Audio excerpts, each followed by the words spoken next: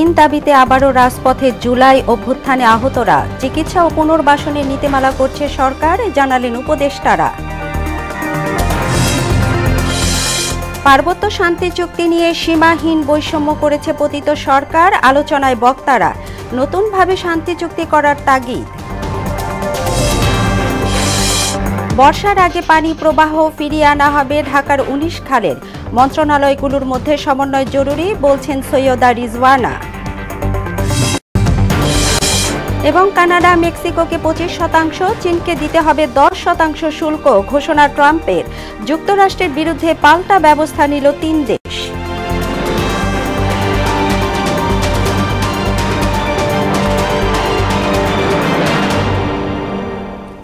আসসালামু আলাইকুম, মোহনা সংবাদে স্বাগত। এতক্ষণ শিরোনাম শুনছিলেন, আপনাদের সাথে আছি তাবশিরা লিজা। এবার বিস্তারিত। পুনর্বাসন, উন্নত চিকিৎসা সহ ৩ দাবিতে রাজধানীর শ্যামলী এলাকায় সড়ক অবরোধ করেছে জুলাই আন্দোলনে আহতরা। অন্য দাবিটি হল জুলাই আগস্ট গণ অভ্যুত্থানে ৪ জনতার উপর হামলায় জড়িতদের দ্রুত বিচার করা। এদিকে সড়ক অবরোধ করায় চরম দুর্ভোগে পড়েন নগরবাসী। বিস্তারিত জানাচ্ছেন ওশা ফেরদৌস। সুচিকিৎসা, পুনর্বাসন ও ক্ষতিপূরণের দাবিতে রাজধানীর শ্যামলী শিশু মেলা মোড়ে অবস্থান নিয়ে বিক্ষোভ করেছে জুলাই আন্দোলনে আহতরা।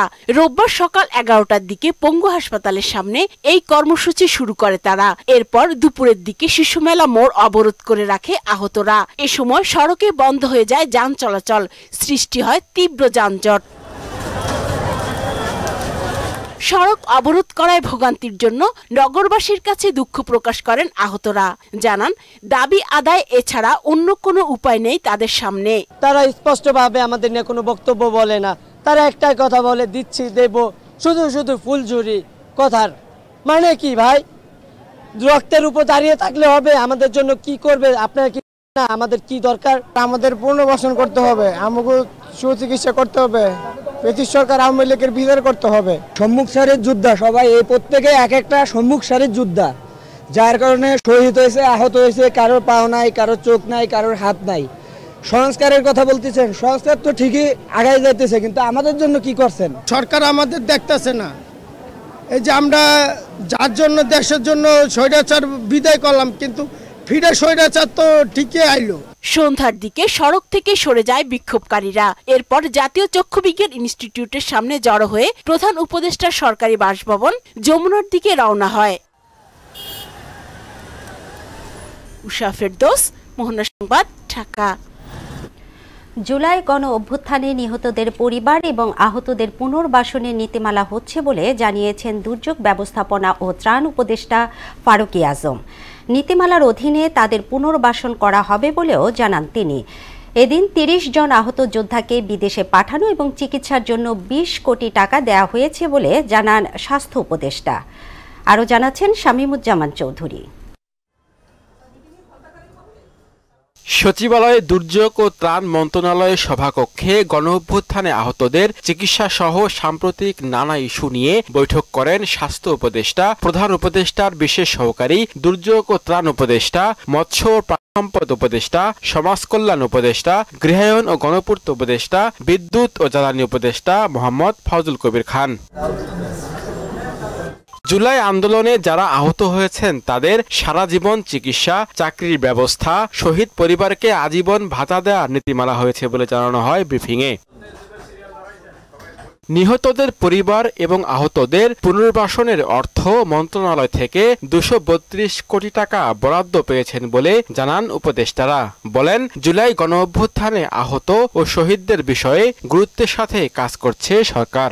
সরকার ইতিমধ্যেই তাদের চিকিৎসা সুবিধা সর্বত্র দেশে এবং বিদেশে সরকার আয়োজন করছে ডাক্তারদের পরামর্শ অনুসারে।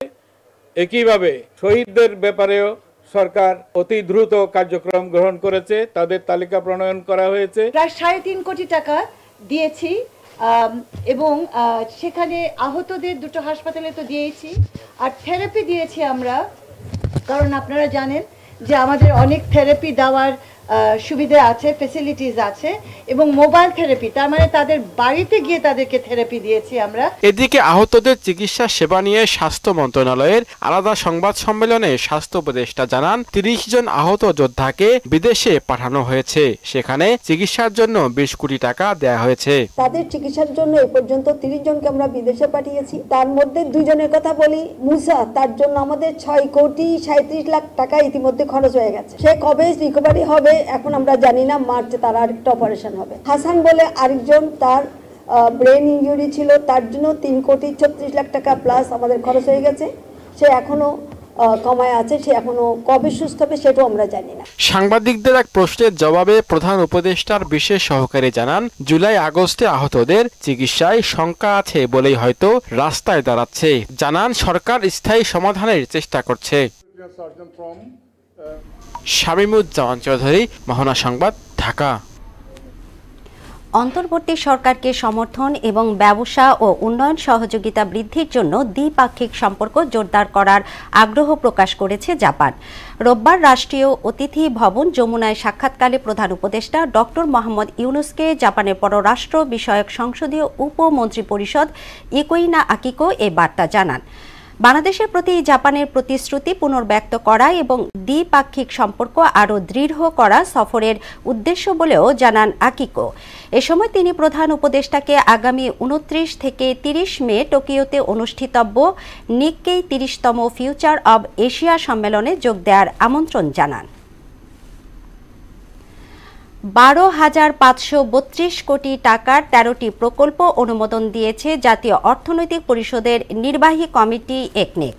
পরিকল্পনা কমিশন চত্বরে এনইসি সম্মেলন কক্ষে প্রধান উপদেষ্টা ও একনেকের চেয়ারপারসন ডক্টর মোহাম্মদ ইউনুসের সভাপতিত্বে অনুষ্ঠিত সভায় এই অনুমোদন দেয়া হয়। সভা শেষে পরিকল্পনা উপদেষ্টা ডক্টর ওয়াহিদ উদ্দিন মাহমুদ জানান, একনেক সভায় 12,532 কোটি 28 লাখ টাকা ব্যয় 13টি প্রকল্প অনুমোদন দেওয়া হয়েছে। এর মধ্যে সরকারি অর্থায়ন 4,097 কোটি 23 লাখ টাকা, প্রকল্প ঋণ 7,328 কোটি 95 লাখ টাকা এবং সংস্থার নিজস্ব অর্থায়ন 1,106 কোটি 10 লাখ টাকা। ন্যাশনাল প্রেয়ার ব্রেকফাস্ট অনুষ্ঠানে যোগ দিতে যুক্তরাষ্ট্রের পথে বিএনপি মহাসচিব মির্জা ফখরুল ইসলাম আলমগীর এবং দলের স্থায়ী কমিটির সদস্য আমির খসরু মাহমুদ চৌধুরী। রোববার সন্ধ্যা 6:30টায় এমিরেটস এয়ারলাইন্সের একটি ফ্লাইটে তাদের রওনা দেন। যাত্রা শুরুর আগে বিমানবন্দরে গণমাধ্যমকে তারা জানান, এই আয়োজনে লন্ডন থেকে যোগ দেবেন বিএনপির ভারপ্রাপ্ত চেয়ারম্যান তারেক রহমানের মেয়ে ব্যারিস্টার জাইমা রহমান।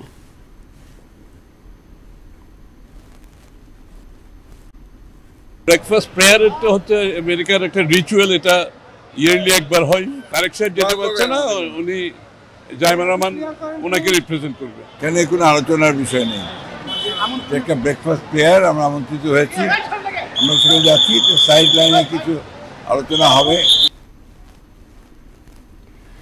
পার্বত্য শান্তি চুক্তি নিয়ে বিগত সরকার বৈষম্য সৃষ্টি করেছিল অভিযোগ করে 3 জেলাকে সমন্বয় করে নতুনভাবে শান্তি চুক্তি সম্পাদনের দাবি জানিয়েছেন কয়েকটি রাজনৈতিক দলের নেতারা। এ সময় পাহাড় সমতল পরস্পরের প্রতি সম্মান না থাকলে সংঘাত অনিবার্য বলে মত দেন তারা। জাতীয় প্রেস ক্লাবে এক আলোচনায় তারা এসব কথা বলেন। সুরাইয়া মুন্নি জানাচ্ছেন বিস্তারিত। বাংলাদেশি প্রফেশনালস নামে একটি সংগঠনের উদ্যোগে জাতীয় প্রেস ক্লাবে আয়োজন করা হয় পার্বত্য চট্টগ্রাম সমস্যা উত্তরণের রাজনৈতিক ভাবনা শীর্ষক আলোচনা সভা। এতে বক্তারা পার্বত্য শান্তি চুক্তি নিয়ে শেখ হাসিনার বিরুদ্ধে বৈষম্য সৃষ্টির অভিযোগ করেন। অন্তর্বর্তীকালীন সরকারকে সকল চুক্তি খতিয়ে দেখার দরকার। ভোটাধিকার থেকে বঞ্চিত করা হচ্ছে, এই ভোটাধিকার বঞ্চিত এই মানুষগুলি কি বাংলাদেশের নাগরিক নয়? আমাদের শরীরে 1 বিন্দু রক্ত থাকতে আমাদের 1 ইঞ্চি ভূমি আমরা বেহাত হতে দেব না। পাহাড় শান্ত রাখতে বান্দরবান, খাগড়াছড়ি ও রাঙ্গামাটি জেলাকে সমন্বয় করে আলাদা শান্তি চুক্তি সহ বেশ কিছু পরামর্শ তুলে ধরেন বক্তারা। যে সেখানে একটা অন্য কমিউনিটি তৈরি করে একটা নতুন কোন ছোট রাষ্ট্র তৈরি করা যায় কিনা, এটা বাংলাদেশের বিরুদ্ধে, বাংলাদেশের সার্বভৌমত্বের জন্য এটা হুমকি। এই সরকারের আমলে কিভাবে আদিবাসী শব্দ আলাদাভাবে যুক্ত হলো পাঠ্যপুস্তকে, আমি সেটি জানতে চাই। এবং নাগরিক হিসেবে তাদের স্বীকৃতি, সেই স্বীকৃতি যেন সেখানে চূড়ান্তভাবে বাস্তবায়ন করা হয়, ইন্টারিম গভর্নমেন্টকে আমরা অনুরোধ করতে চাই এবং তাদের কাছে আহ্বান জানাবো। অনুষ্ঠানে বিএনপির ভাইস চেয়ারম্যান শামসুজ্জামান দুদু বলেন, দেশের জাতিগোষ্ঠীগুলো পরস্পরের প্রতি শ্রদ্ধাশীল না হলে সংঘাত অনিবার্য। আমার পার্শ্ববর্তী দেশের সেভেন সিস্টার্স বলে কিছু ঘটনা আছে, তারা বাংলাদেশের কাছে চায় এই বিষয়গুলো নিয়ে যেন আমরা চর্চা না করি, অর্থাৎ সেভেন সিস্টার্স তাদের বিষয়।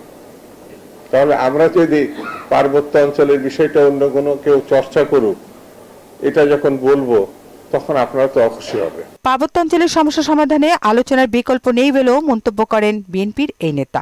আমরা শান্তিপূর্ণভাবে এখানে যে সমস্যাগুলো আছে সেই সমস্যাগুলো মীমাংসা করতে চাই। সুরাইয়া মুন্নি, মোহনা সংবাদ, ঢাকা। অর্থ আত্মসাতের ঘটনায় আওয়ামী লীগের কেন্দ্রীয় নেতা এবং সাবেক সংসদ সদস্য শাহজাহান খান ও কাজী জাফরুল্লাহর বিরুদ্ধে মামলার অনুমোদন দিয়েছে দুর্নীতি দমন কমিশন। এছাড়া দুর্নীতির অভিযোগে যুক্তরাজ্যের ক্ষমতাসীন লেবার পার্টির সাবেক মন্ত্রী টিউলিপ সিদ্দিকের বিরুদ্ধে ওঠা অভিযোগ নিয়ে বিদেশি বিভিন্ন সংস্থার পাশাপাশি দুদক তদন্ত অব্যাহত রেখেছে বলেও জানান সংস্থাটির মহাপরিচালক। রিপোর্ট করছেন এসইউ সেলিম। সদ্যবিদায়ী আওয়ামী লীগ সরকারের দুর্নীতিবাজ ও প্রভাবশালী এমপি মন্ত্রীদের অন্যতম দলের সভাপতিমণ্ডলীর সদস্য সাবেক নৌপরিবহন মন্ত্রী ও প্রভাবশালী শ্রমিক নেতা শাহজাহান খান। অভিযোগ রয়েছে 2009 থেকে 2020 সাল পর্যন্ত পরিবহন সেক্টরে 12,000 কোটি টাকা চাঁদাবাজি করেছেন শাহজাহান খান ও তার লোকজন। একইভাবে আওয়ামী লীগের সভাপতিমণ্ডলীর সদস্য কাজী জাফরুল্লাহর বিরুদ্ধেও ক্ষমতার অপব্যবহার করে বিপুল পরিমাণ জ্ঞাত আয় বহির্ভূত সম্পদ অর্জন, পাচার ও আত্মসাতের অভিযোগ ওঠে। দুদকের অনুসন্ধানে এসব অভিযোগের প্রমাণ মেলায় তাদের বিরুদ্ধে মামলার অনুমোদন দেওয়ার কথা জানায় সংস্থাটির মহাপরিচালক মোহাম্মদ আখতারুজ্জামান। অভিযোগ সংশ্লিষ্ট জনাব কাজী জাফরুল্লাহ, জনাব শাহজাহান খান দায়িত্ব পালনকালে ক্ষমতার অপব্যবহার পূর্বক অসৎ উদ্দেশ্যে অসাধু উপায়ে অর্জিত দুর্নীতি দমন কমিশন আইন 2004, মানি লন্ডারিং প্রতিরোধ আইন 2012 এবং দুর্নীতি প্রতিরোধ আইন 1947 সংশ্লিষ্ট ধারায় মামলা রুজুর সিদ্ধান্ত গৃহীত হয়েছে এবং মামলা রুজুর কার্যক্রম প্রক্রিয়াধীন আছে। আজই মামলা রুজু হতে পারে। এদিকে রূপপুর পারমাণবিক বিদ্যুৎ কেন্দ্রে দুর্নীতির অভিযোগে যুক্তরাজ্যের ক্ষমতাসীন লেবার পার্টির সাবেক মন্ত্রী টিউলিপ সিদ্দিকের বিরুদ্ধে ওঠা অভিযোগ নিয়ে ব্রিটেনের গোয়েন্দা সংস্থা ন্যাশনাল ক্রাইম এজেন্সি NCA তদন্ত শুরু করেছে বলেও জানা যায়। পাশাপাশি এই অভিযোগে দুদকের অনুসন্ধান চলমান বলে জানান সংস্থাটির মহাপরিচালক। সেটা সঠিক, কিন্তু এই ধরনের কোন টিম এসে এখানে আলোচনা করেছেন কিনা সেটা আমি আপনাদেরকে নিশ্চিত হয়ে তারপরে জানাতে পারবো। এসইউ সেলিম, মোহনা সংবাদ, ঢাকা। আগামী বর্ষার আগে ঢাকার 19 খালে পানি প্রবাহ ফিরিয়ে আনা হবে বলে জানিয়েছেন পরিবেশ উপদেষ্টা সৈয়দা রিজওয়ানা হাসান। রোববার মিরপুরে খাল খনন কার্যক্রম উদ্বোধনের সময় তিনি আরও বলেন, খালগুলো নিয়ে একটি মাস্টার প্ল্যান করা হবে। সমস্যা দীর্ঘদিনের উল্লেখ করে উপদেষ্টা জানান, সমাধানে মন্ত্রণালয়গুলোর মধ্যে সমন্বয় জরুরি। আরও জানাচ্ছেন মনিরুল ইসলাম। দখল দূষণে মৃতপ্রায় রাজধানীর খাল দেখলে বোঝারই উপায় নেই যে স্বাধীনতার পর ঢাকায় খালের সংখ্যা ছিল 57টি, বর্তমানে যা নেমে এসেছে 26টিতে। গবেষণা প্রতিষ্ঠান RDRC বলছে শুধুমাত্র 15 খাল খনন করতে পারলেই দূর হবে ঢাকার 80% জলাবদ্ধতা। এমন বাস্তবতায় ব্লু নেটওয়ার্কের আওতায় 19 খাল উদ্ধারের উদ্যোগ নেয় সরকার। কার্যক্রম উদ্বোধন করেন পরিবেশ, গৃহায়ন এবং স্থানীয় সরকার উপদেষ্টা। মিরপুরের বাউনিয়া খাল দিয়ে শুরু হয় পুনরুদ্ধার কার্যক্রম। ক্রিয়া উপদেষ্টা আসিফ মাহমুদ বলেন, যত বাধাই আসুক না কেন ব্লু নেটওয়ার্ক বাস্তবায়ন করা হবে। আমরা যদি ঢাকা শহরকে একটা মানবদেহের সাথে তুলনা করি তাহলে খালগুলো হচ্ছে এর রক্ত প্রবাহের শিরা উপশিরার মতন। খালগুলোকে পুনরুদ্ধার এবং সংরক্ষণের একটা উদ্যোগ হচ্ছে ব্লু নেটওয়ার্ক, যার অধীনে 19টি খালকে পুনরুদ্ধার করা হবে। শুধু ঢাকাই নয়, সারা দেশের নদী নালা আর খাল উদ্ধারের এই অভিযান চলমান থাকবে বলে জানিয়েছেন শিল্প উপদেষ্টা আদিলুর রহমান। খাল, বিল, নদী নালা দখলমুক্ত করে ফেলার উদ্যোগ নেওয়া হয়েছে। এই উদ্যোগ চলমান থাকবে। 6 খাল দিয়ে শুরু হলেও চলতি মাসেই দখলমুক্ত করা হবে আরো 4টি, আর মার্চের মধ্যেই উদ্ধার করা হবে বাকি 9 খাল, জানালেন পরিবেশ উপদেষ্টা রিজওয়ানা হাসান। আপাতত 6টা, আশা করি এই মাসে আমরা আরো 4টার কাজ হাতে দেব। এবং এই বর্ষার আগেই বাকি 9টার কাজও আমরা শুরু করে দিতে পারবো। আগামী বাজেটকে সামনে রেখে খাল পুনরুদ্ধারে অর্থ বরাদ্দ দেওয়ার কথা জানান উপদেষ্টা। আমরা চাচ্ছি যে খালের পাড়গুলোতে সবুজ ফিরিয়ে আনতে পারি কিনা আমরা, আর খালের মধ্যে একটু মাছ আনা যায় কিনা। এই খালে তো সম্ভবই না, চোখেই দেখা যাচ্ছে। সুনির্দিষ্ট আরো কিছু কাজ করতে হবে, সেটা ঠিক করে আগামী বাজেটকে সামনে রেখে আমরা কাজগুলো ঠিক করে তখন এগুলো সম্পূর্ণ পুনরুদ্ধারের জন্য আমরা অর্থের সংস্থান করতে পারবো বলে আশা করি। পরে এক্সকেভেটরে উঠে উদ্ধার কার্যক্রমের উদ্বোধন করেন রিজন হাসান সহ 3 উপদেষ্টা। মনিরুল ইসলাম, মোহনা সংবাদ, ঢাকা। এবার অমর একুশে বইমেলা প্রসঙ্গ।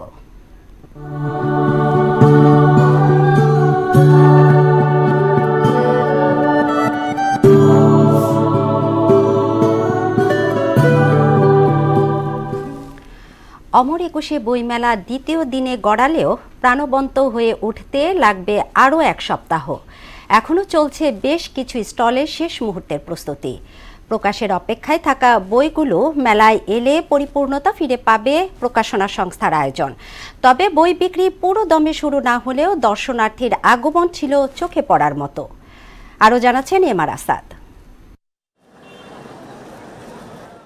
অমর একুশে বইমেলার সাথে 52 ভাষা আন্দোলন যেন অতপ্রতভাবে জড়িয়ে আছে। এর সঙ্গে এবারের আয়োজনে যুক্ত হয়েছে জুলাই গণ অভ্যুত্থান, গণ অভ্যুত্থানের ডায়েরি, স্মৃতিকথা, গণমাধ্যমের হেডলাইন নিয়েও প্রকাশিত হয়েছে বই। জনগণের পক্ষে ছিল, কারা পক্ষে ছিল না, এটার একটা ডকুমেন্টেশন বলবো গিয়ে যে আমি এই সংবাদপত্রে জুলাই অভ্যুত্থান বইটি, এবং এই বইটি হচ্ছে যিনি সংকলন করছেন তিনি নিজেও অনেক পেশাদার একজন সাংবাদিক। আর ছোটদের জন্য আলাদাভাবে 20-এর অধিক বই আসবে।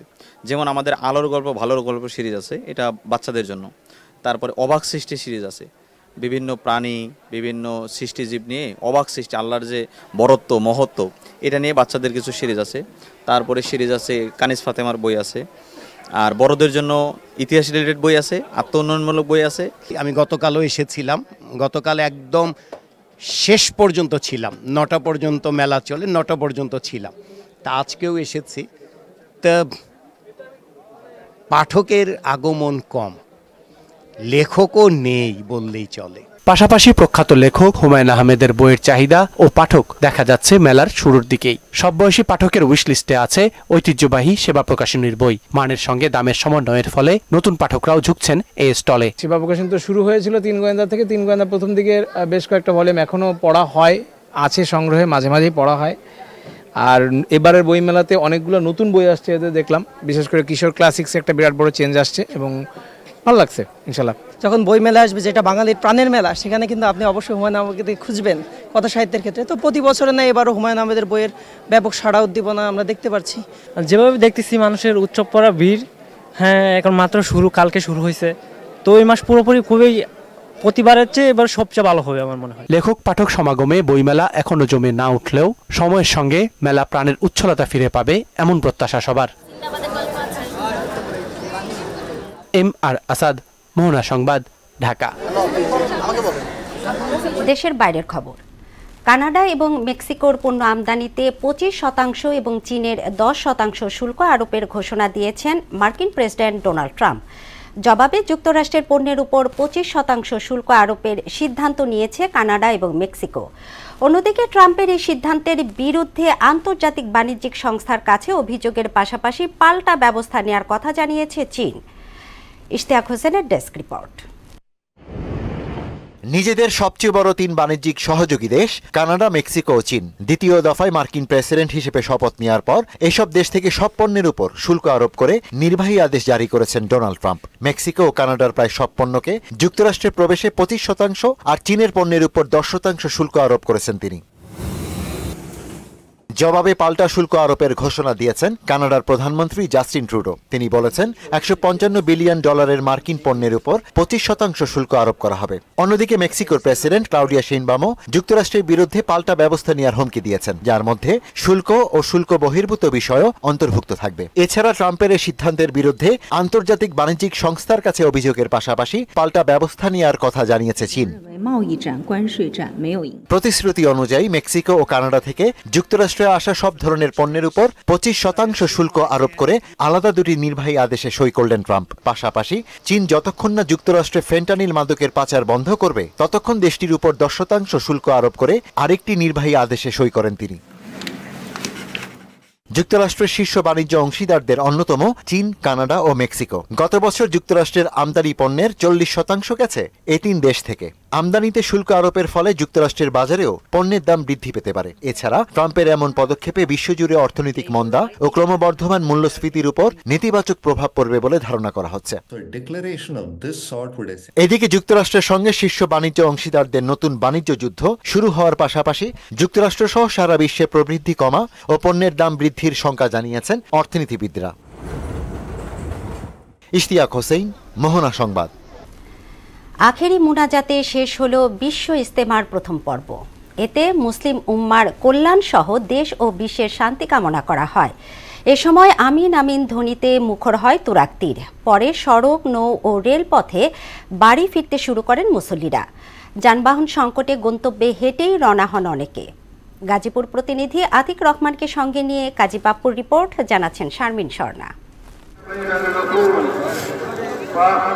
মহান আল্লাহর রহমত, মাগফিরাত ও নাজাত প্রার্থনার মধ্য দিয়ে টঙ্গীর তুরাগ তীরে অনুষ্ঠিত হয় বিশ্ব ইজতেমার আখেরি মোনাজাত। রোববার সকাল 9:15টায় শুরু হয়ে মোনাজাত চলে 9:35 পর্যন্ত। প্রথম পর্বে আখেরি মোনাজাত পরিচালনা করেন তাবলিগ জামায়াতের মাওলানা জুবায়ের আহমেদ। মুসলিম উম্মাহর শান্তি কামনায় দোয়া করা হয়।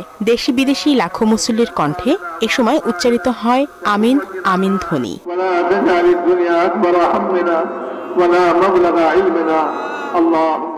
ইজতেমার প্রথম পর্বে অংশ নেন সুরাই নিজাম অনুসারী তাবলিগ জামাতের মুসল্লিরা। ইসলামের আদর্শে জীবনকে এগিয়ে নেওয়ার কথা বলেন তারা। ইসলাম ছাড়া কখনো দেশকে সমৃদ্ধশালী করা যায় না। পিছনের সমস্ত গুনাহগুলো যেন আল্লাহ তাআলা মাফ করে দেন, আমাদের ভবিষ্যৎ যেন ভালো হয় এবং দেশে যেন কোনো ফিতনা ফাসাদ না হয়। যারা দিনের মধ্যে পরিপূর্ণভাবে ইস্তেকামাতের সাথে লেগে থাকবেন, আল্লাহ তাআলা এই দিনের উসিলায় আল্লাহ তাআলা সারা পৃথিবীর ভিতর শান্তি কায়েম করে দিবেন। মোনাজাত শেষে নানা বিড়ম্বনা সহ্য করে নিজ নিজ গন্তব্যে রওনা হন মুসল্লিরা। সড়ক, রেল ও নৌপথে ছিল বাড়তি ভিড়, ফলে অনেকেই হাঁটতে শুরু করেন। Is very good. People is very good. It is very nice as very অবশ্য যুদ্ধবন্ধের ক্ষেত্রে সকল ধর্মের লোক এদেশে সারা পৃথিবী ওয়ার্ল্ডে নিরাপত্তা দাও, ইসলাম এটাই চাই।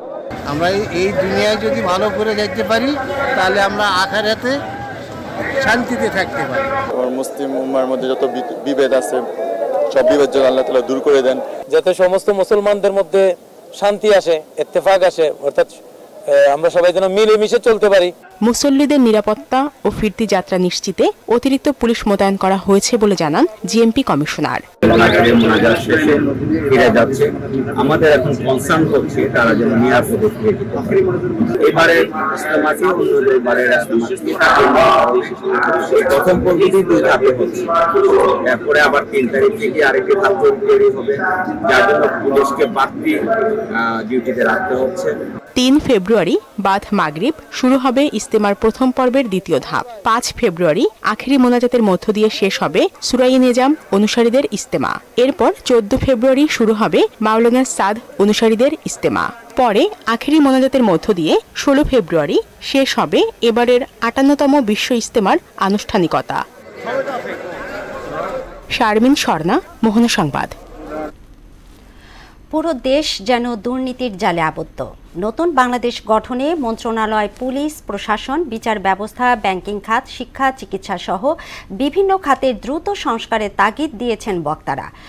রোববার বিকেলে বৈষম্যহীন রাষ্ট্র বিনির্মাণে নাগরিক সমাজের ঐক্যের সম্মিলন স্লোগান নিয়ে কক্সবাজারে অনুষ্ঠিত হয় সংস্কার, জাতীয় ঐক্য এবং নাগরিক ভাবনা শীর্ষক নাগরিক সংলাপ।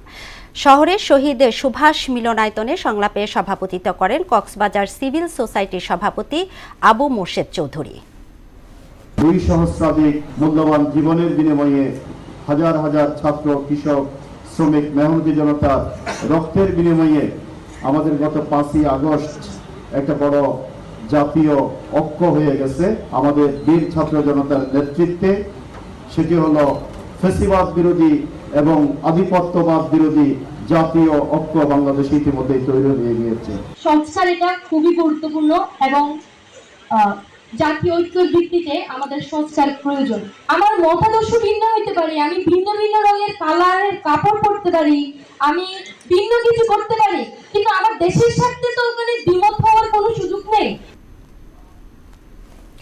প্রায় 16 বছর সীমাহীন দুর্নীতি স্বজনপ্রীতির কারণে কাঙ্ক্ষিত গতিতে এগোতে পারেনি দেশের তথ্য প্রযুক্তি খাত। এমন বাস্তবতায় রোববার সন্ধ্যায় রাজধানীর বনানী ক্লাবে আইসিটি সংগঠনের শীর্ষ ব্যক্তিদের নিয়ে ইউনাইটেড আইসিটি ফোরামের ঐক্যের ডাক শীর্ষক সংলাপের আয়োজন করা হয়, যেখানে বেসিস, বাকো সহ অন্যান্য সংগঠনের ঘোষণাপত্র পাঠ করেন ইউনাইটেড আইসিটি ফোরামের সংগঠক রিয়াদ হাসনাইন। এর আগে আইসিটির নানা দিক তুলে ধরেন ইউনাইটেড আইসিটি ফোরামের প্রধান সংগঠক ফয়সল আলী।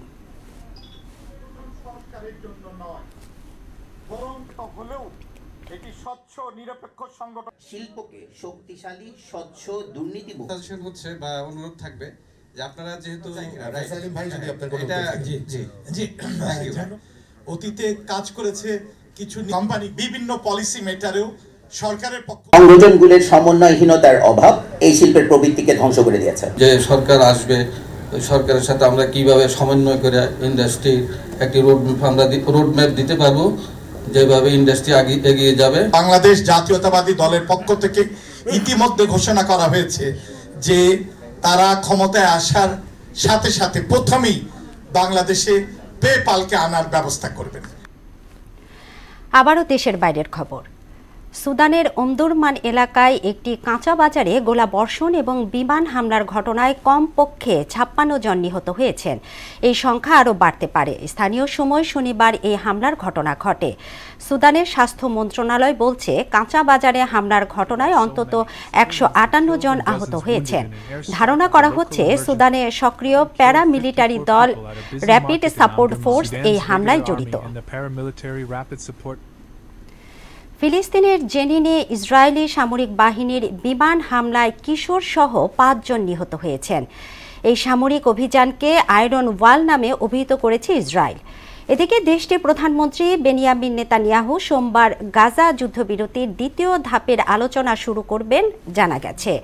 অন্যদিকে ইউক্রেনে রাশিয়ার ক্ষেপণাস্ত্র এবং ড্রোন হামলায় নিহত হয়েছেন 15 জন। বিস্তারিত জানাচ্ছেন কাজী শাহরি। গাজায় যুদ্ধবিরতি চললেও ইসরায়েলি সামরিক বাহিনীর অভিযান থেমে নেই। নতুন করে ফিলিস্তিনের পশ্চিম তীরের জেনিনে হামলা শুরু করেছে ইসরায়েল। শনিবার জেনিন জুড়ে বিচ্ছিন্ন হামলা চালায় ইসরায়েলি বাহিনী। এতে 16 বছর বয়সী কিশোর সহ অন্তত 5 জন নিহত হয়, আহত হন অনেকে। জেনিনে ইসরায়েলি সামরিক বাহিনীর এ অভিযানকে আয়রন ওয়াল নামে অভিহিত করা হয়েছে। জেনিনের পাশাপাশি টুলকার্ম শহর এবং এর আশ্রয় কেন্দ্রগুলোতে টানা 6 দিন ধরে সামরিক অভিযান চালিয়েছে ইসরায়েলি বাহিনী। সেখানে বহু ফিলিস্তিনিকে ঘরবাড়ি ছাড়তে বাধ্য করেছে তারা। এদিকে সোমবার গাজায় যুদ্ধবিরতির দ্বিতীয় ধাপ নিয়ে ওয়াশিংটনে মার্কিন মধ্যপ্রাচ্য দূত স্টিভ উইটকফের সঙ্গে আলোচনা করবেন নেতানিয়াহু। সেখানে যুদ্ধবিরতির বিষয়ে ইসরায়েলের অবস্থান তুলে ধরবেন তিনি। এরপর উইটকফ মিশর ও কাতারের কর্মকর্তাদের সঙ্গে এ বিষয়ে আলোচনা করবেন। অন্যদিকে থেমে নেই ইউক্রেন রাশিয়া যুদ্ধ, চলছে হামলা ও ধ্বংসযজ্ঞ। ইউক্রেনে আবার ক্ষেপণাস্ত্র ও ড্রোন হামলা চালিয়েছে রুশ বাহিনী। এতে অন্তত 15 জন নিহত হয়েছে, আহত হয়েছে 16 জন। ইউক্রেনের বিমান বাহিনীর তথ্য মতে শনিবার ইউক্রেন জুড়ে 123টি ড্রোন এবং 40টিরও বেশি ক্ষেপণাস্ত্র হামলা চালায় মস্কো। এ হামলায় 18টি আবাসিক ভবন সহ বিভিন্ন জ্বালানি অবকাঠামো ক্ষতিগ্রস্ত হয়। ইউক্রেনের প্রেসিডেন্ট জেলেনস্কি এ ঘটনায় তীব্র নিন্দা জানান। কাজী শাহরিন, মোহনা সংবাদ। খেলার খবর। ক্রিকেট। বিসিবি নির্বাচক কমিটি থেকে পদত্যাগ করেছেন বাংলাদেশের সাবেক ক্রিকেটার হান্নান সরকার। 2026 সাল পর্যন্ত তার নির্বাচক হিসেবে চাকরির মেয়াদ থাকলেও 1 বছর পর এই সিদ্ধান্ত নেন তিনি। গেল বছরের 12 ফেব্রুয়ারি কাজী আশরাফ হোসেন লিপুর সহকারী নির্বাচক হিসেবে দায়িত্ব গ্রহণ করেছিলেন হান্নান সরকার। পদত্যাগপত্র জমা দেন বিসিবির ক্রিকেট অপারেশনসের চেয়ারম্যান নাজমুল আবেদিন ফাহিমের কাছে। হান্নান জানান, নির্বাচকের দায়িত্ব ছাড়ার মূল উদ্দেশ্য কোচিংয়ে ফিরে যাওয়া। বর্তমানে প্রিমিয়ার ক্রিকেট লিগের প্রস্তুতি নিয়ে 1-2টি ক্লাবের সঙ্গে আলোচনা শুরু করেছেন তিনি। এবার বিপিএল প্রসঙ্গ।